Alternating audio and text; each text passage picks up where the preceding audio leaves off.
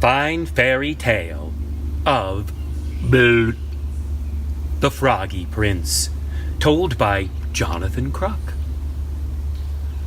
Once upon a time, a queen in a castle got a little bit angry with her daughter. "Are you just going to sit around the castle all the day long?" "Mother, what else should I do?" "What else? Why don't you go outside and play?" "Play? Who will play with me?" "Well, there's plenty of children outside. You could play with them." "Mother, they are plain common kids. I'm a princess. I don't play with plain common kids." "Oh, get over yourself, daughter. Go out and play. It's a glorious day."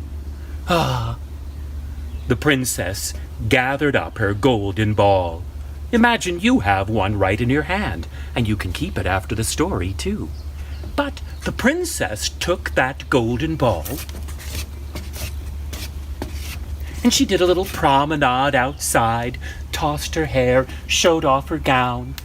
The common kids looked upon her. She sat down by a little stream and began to toss up the golden ball and catch it. She threw it up high and caught it.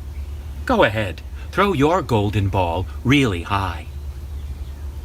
"Did you catch it?" The princess did.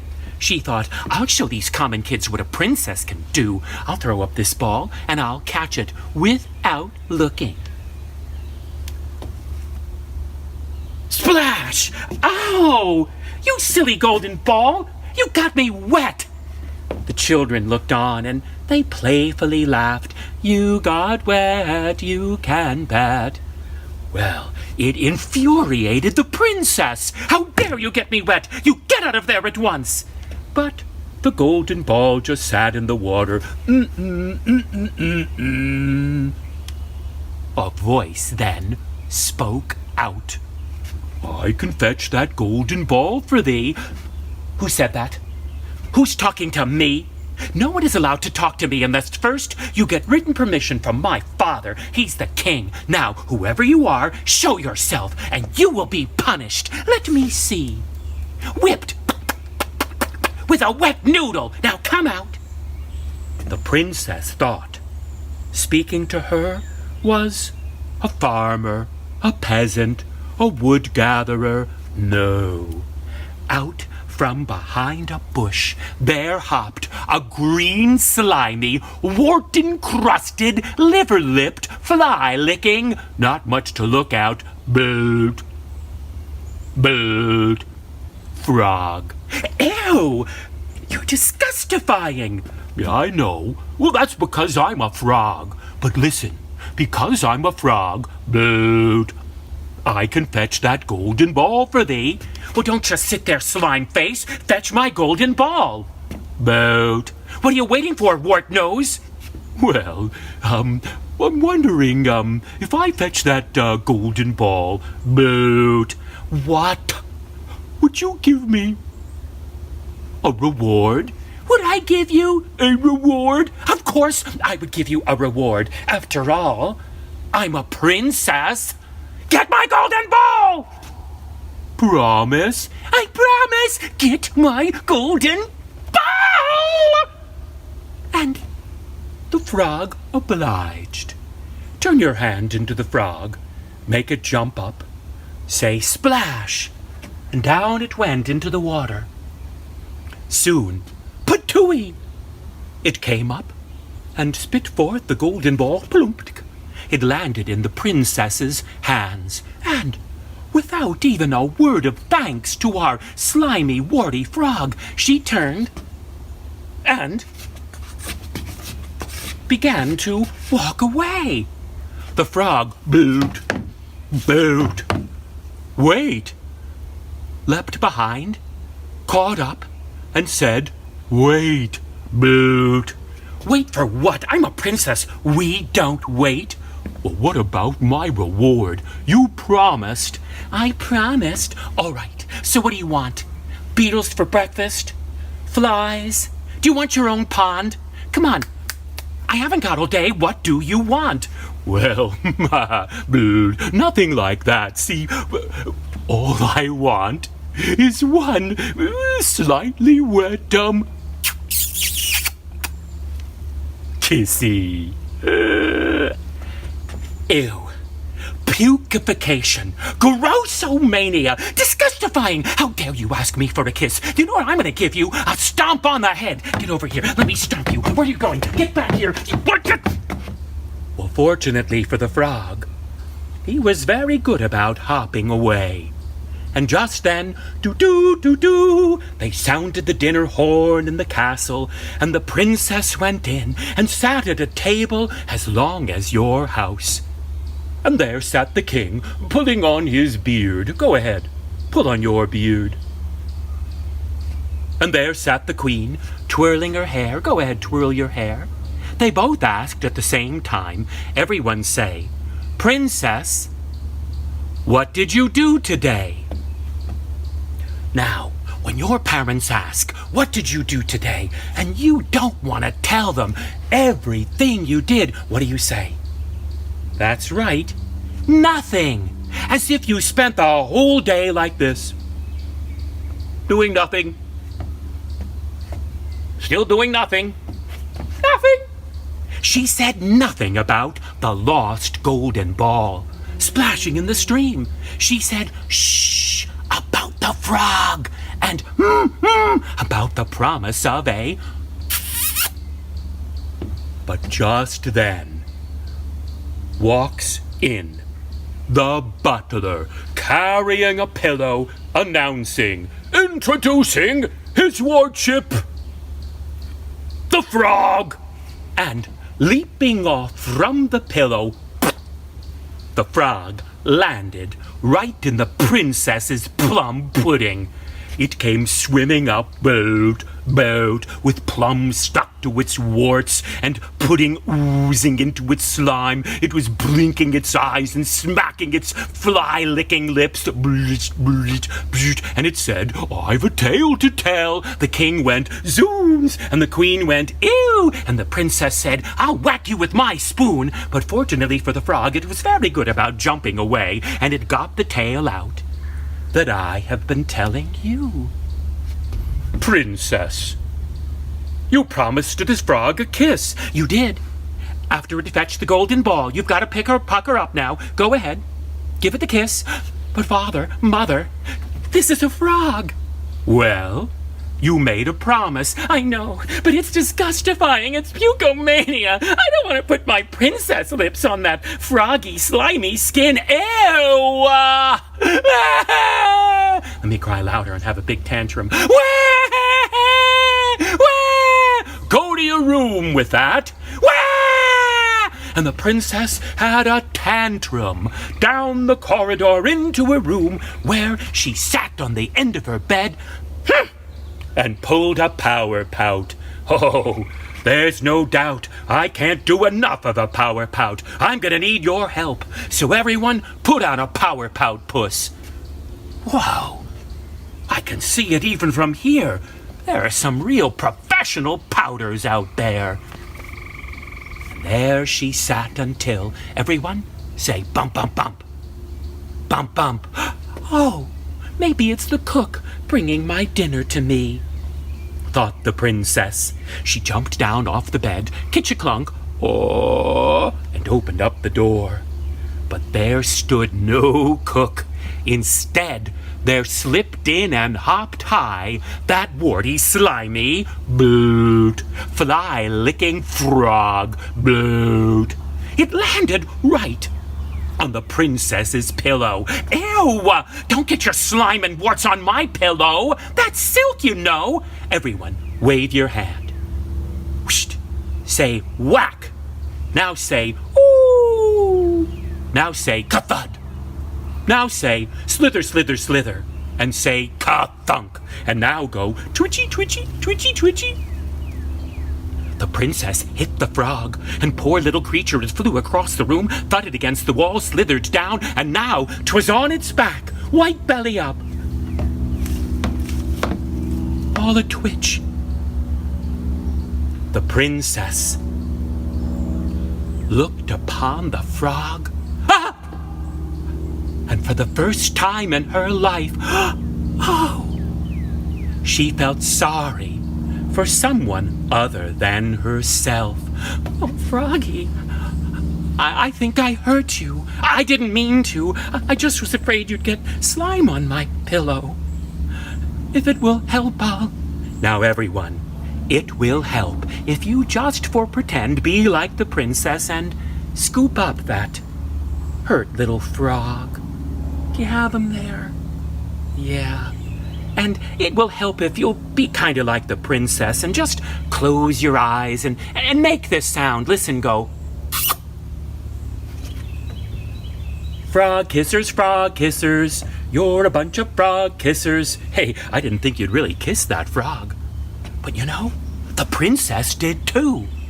When she opened her eyes, young man, she said, what are you doing in my room? Huh? Did you call me young man? Well, I don't know your name, so what else would I call you? Oh, I don't know, slimy, wart nose, fly licker. Wait, could it be? My skin, it's not green. Where are the warts? They're gone. I'm not slimy. I'm not a frog. Oh, you broke the spell. I have been a frog for 101 years, just hoping for a princess to give me a... And now that you have, will you marry me? Well, the princess knew about boys. Ew! Disgustomania, pukeification. Girls, are boys, disgustifying? The boys are going, what? The girls are going, well, I'll tell you this. When the princess and that young man grew up, they got married and lived happily ever after. Oh, except for one thing. Everyone say, bzzz, whenever a fly buzzed by. That young man who once upon a time was a frog would try to catch the flies. But when you think about some of the bad habits men have, catching flies is really not all that bad. And I hope this telling of the Froggy Prince was, for you, pretty good. And go ahead, give the Froggy Prince and that princess a round of applause.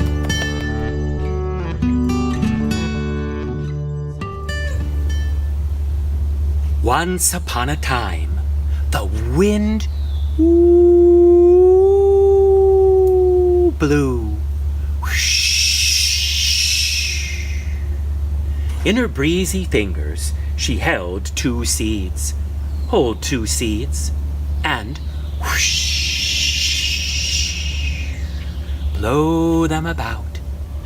The wind planted the 2 seeds. There came a touch of rain you can make with your fingers. And the smile of the sun. Smile. Up grew 2 tiny trees, but with big ideas. They looked around at the wild, wonderful world and declared, I'm gonna be bigger than that tree when I grow up. Well, I'm gonna be bigger than this tree when I grow up. No, I'll be bigger than that tree. No, I'll be bigger than this tree. Well, I'll be bigger than that tree. I'll be bigger than this tree. I'm gonna be the biggest tree in the world. I'm gonna be the biggest tree in the world. On that, the 2 trees began to grow and grow and grow. Turn your 2 hands into 2 trees, please, and make them grow and grow and grow and grow and grow and... Uh-oh. They bumped branches. A fight broke out. Hey, you Barkface, you bumped into me. What are you talking about, Rootnose? You bumped into me. What are you doing here anyway? What am I doing here, Barkface? I'm growing. I'm growing too, bigger than you. No way. I'm gonna be the biggest tree in the world, Barkface. No, you're not. I'm gonna be the biggest tree in the world, you Rootnose. Barkface Rootnose. Now the two trees began to grow and grow and fuss and fight over who would be biggest. Oh yes, please make your two fighting trees grow and grow and fuss and fight. Grow and grow and fuss and fight. Grow and grow and fuss and fight. Everyone say, Barkface. Say, Rootnose. Now say, I'm gonna be biggest. The fighting trees had grown until their branches could tickle the tummies of the clouds.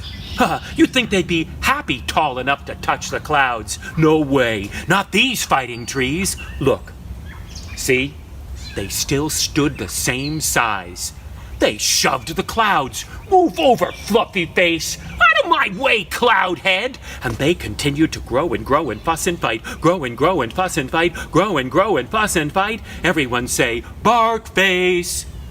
Say, Rootnose. Now call out, I'm gonna be biggest. The clouds had enough. They thought they would teach the fighting trees, the forest, and you and me a lesson. The clouds rolled into an enormous ba-boom, ba-ba-ba-boom thundercloud. The clouds then made a lightning. Go ahead, make some lightning. Make it frightening. And the clouds whoosh, whoosh, hurled a lightning, which struck the two fighting trees. Everyone say, quick crack. And now go. And with that, the lightning struck the fighting trees, and down they fell. Down, down, down, down, down, down, down, down, down. Say, smash. The fighting trees never grew again.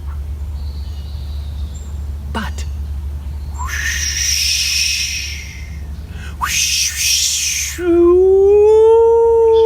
wind blew again, and the wind picked up from the two fallen fighting trees 2 new seeds. Would you pick them up? Blow them around. The wind planted the new seeds in the ground. There came a touch of, and the smile of the, and up grew 2 new. They looked around at the wild, wonderful world and said, I'm gonna be like that tree when I grow up.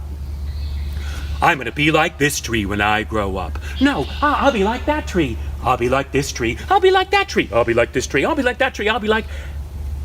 I know. I'm gonna be my very own biggest. I know. I'll be my very own best. And on that, the 2 new trees began to grow and grow and grow and make them grow and grow and grow, and uh-oh, they bumped branches. Hey, you bumped into me. No, you bumped into me. What are you doing here? What am I doing here? I'm growing. What are you doing here?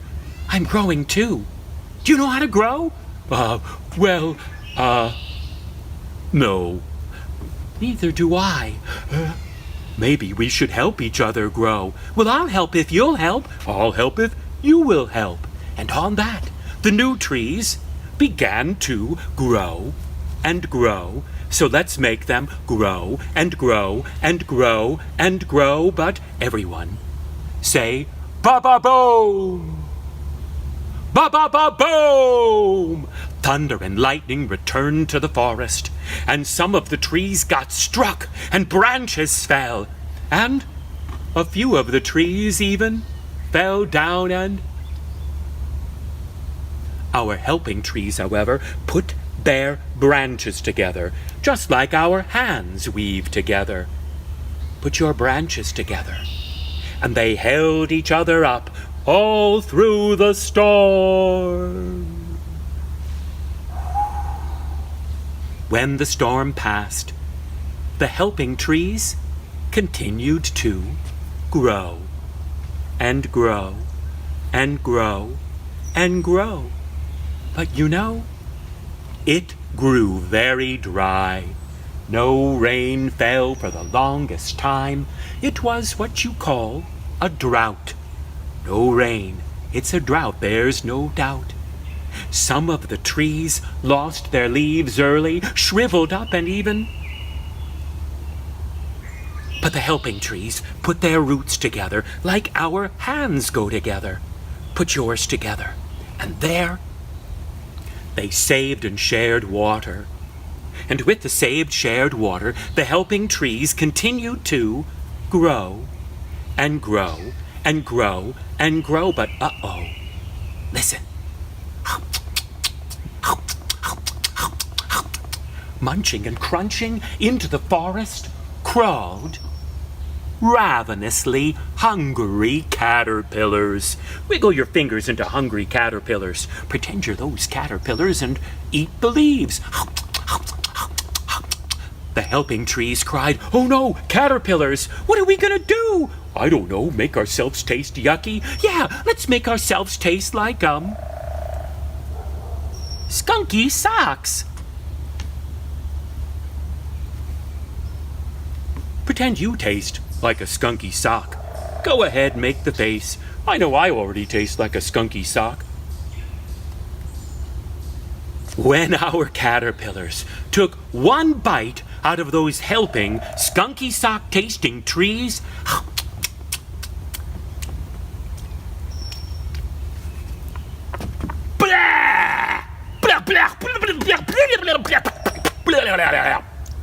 they took no more bites after that. But after that, the helping trees continued to grow and grow and grow and grow until their branches and roots grew together.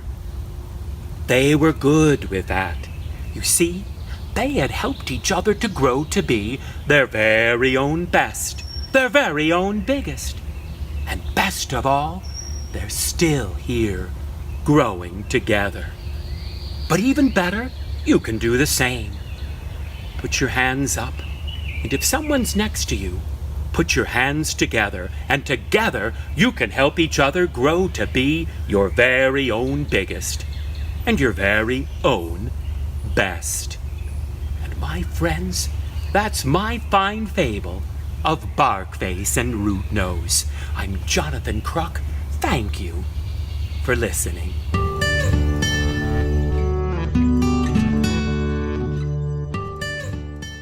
Hey ho, everyone. Jonathan Kruk, your storyteller, here with the Tailor's Tale. I don't mean Taylor Swift. I mean a real tailor who makes clothes.